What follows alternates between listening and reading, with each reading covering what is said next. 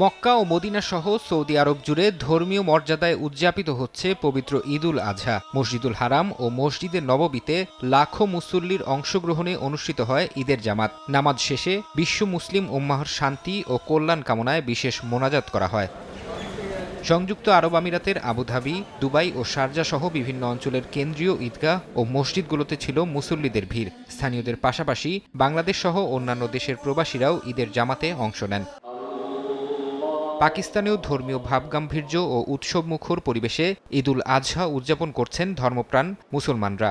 ঈদের নামাজ আদায়ের পর পশু কোরবানির মাধ্যমে ত্যাগের এই উৎসব পালন করেন তারা। এদিকে ভারত নিয়ন্ত্রিত কাশ্মীরের বিভিন্ন মসজিদ, দরগাহ ও মুঘল গার্ডেনে একত্রিত হয়ে ঈদের নামাজ আদায় করেছেন মুসল্লিরা। মালয়েশিয়ায় প্রবাস জীবনের ব্যস্ততা ভুলে ঈদের আনন্দে মেতে ওঠেন বাংলাদেশিরা। রাজধানী কুয়ালালামপুর সহ বিভিন্ন শহরের মসজিদ ও কমিউনিটি সেন্টারে অনুষ্ঠিত হয় ঈদের জামাত। ইউরোপের সবচেয়ে বড় ঈদের জামাত হয় পর্তুগালের লিসবনে। বাংলাদেশিদের আয়োজনে অনুষ্ঠিত ঈদ জামাতে অংশ নেন কয়েক হাজার মুসল্লি। জার্মানির রাজধানী বার্লিন সহ বিভিন্ন স্থানে প্রবাসী অধ্যুষিত ও তার্কিস মসজিদগুলোতে দুটো করে ঈদের জামাত হয়।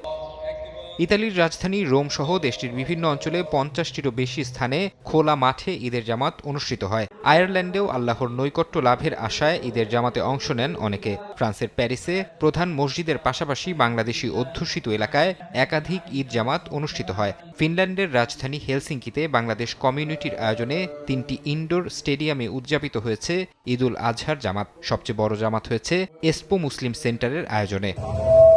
দেশের মতো করেই খোলা মাঠে ঈদগাহের আদলে ঈদুল আজহার নামাজ আদায় করেছে কানাডার টরন্টোর বাংলাদেশি কমিউনিটি। শহরের বাংলা টাউন হিসেবে পরিচিত ডেনফোর্থ এলাকায় ডেন্টোনিয়া পার্কে সকাল 10টায় অনুষ্ঠিত হয় ঈদের জামাত।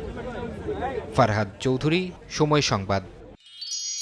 এক মিষ্টি সকাল কানে কানে কিছু গুনগুনিয়ে বলে যায়, কাছে আয় ভেসে যায় হাজার ফুলের ঠিকানায়, ছুঁয়ে দিয়ে ডুবে যায় সুগন্ধে শেষে মানা। তিব্বত লাক্সারি সো, বাংলাদেশের রূপ।